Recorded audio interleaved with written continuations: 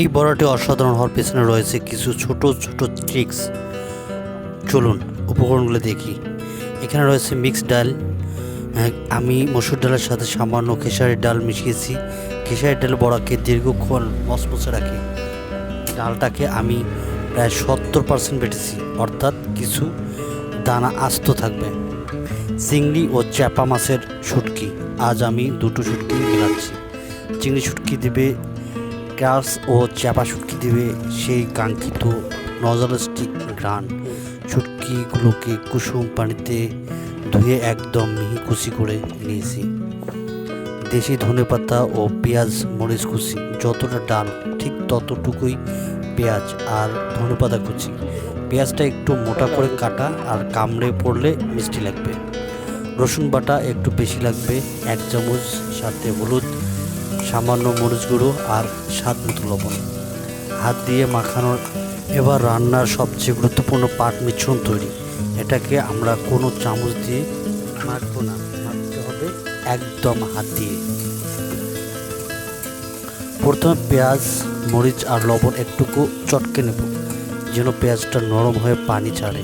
এবার এতে দিচ্ছি শুটকি কুচি আর রসুন বাটা। পেঁয়াজ আর পানির সাথে শুটকি আর রসুনের এই মেলবন্ধনটাই কিন্তু বরের আসল স্বাদ তৈরি করে।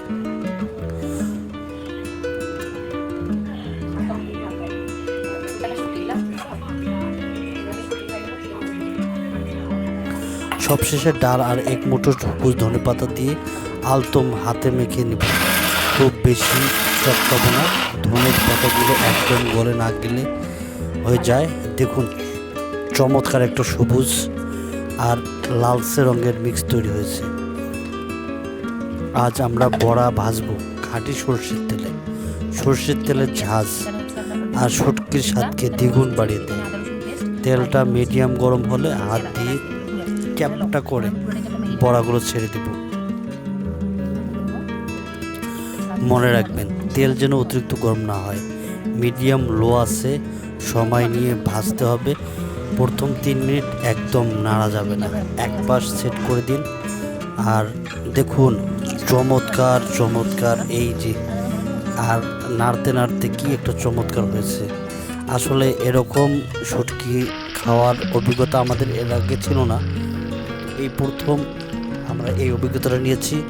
এই যে অলরেডি আমরা কড়াইয়ে এটা ভাজা শুরু করে দিয়েছি, আর আশা করি আর এই ভাজার যে মজার যে ফ্লেভারটা সেটা অটুট থাকবে। আর আমি পার্সোনালি এই খাবারটা খেয়ে বেশি পরিমাণ আরও ভাতটা বেশি খেয়ে নিয়েছি। এরকম আসলে বড়া আমার তো মনে হয় যে এখন মাঝে মাঝে লাগবে। এরকমটা বড়ার স্বাদ হবে যেটা আসলে আমি কল্পনা করে পারিনি। আর এরকমটা, এই যে কত সুন্দর, এই যে এখানে সরষের তেল হওয়ার কারণে এর যে কালার, এই কালারটা হয়েছে অন্যরকম একটা কালার।